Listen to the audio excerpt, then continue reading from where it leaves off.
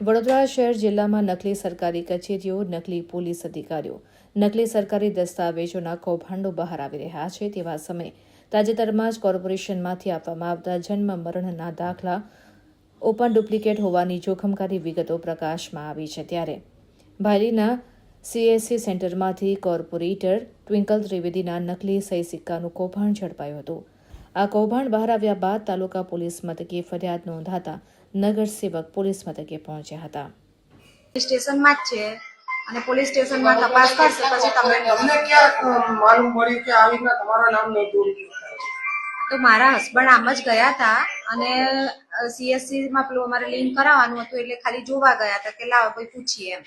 તો મારું ફોર્મ પડ્યું હતું એટલે કોઈ ફોર્મ હશે તો પડ્યું હતું. એમાં મારા સહી સિક્કા હતા, બેવ ખોટા છે, સહી સિક્કા ખોટા છે. એટલે પછી મને ખબર પડી એટલે મેં તપાસ કરવા આવી. તમને લાગે છે કે આમાં કઈ મોટું માથાનું હશે તપાસ. હવે એ તપાસનો વિષય એકથી વધારે આરોપી હોય, તપાસનો વિષય પોલીસનું છે, એ પોલીસ કરશે. તમે આગળ શહેર અધ્યક્ષને કેમને રજૂઆત કરશો આ બાબતે? હા, કરીશું ને, કારણ કે આ ગંભીર બાબત છે કે કરવાની જ છે. કાઉન્સિલરોના નામનો 100% કરવાની જ છે, કરીશું.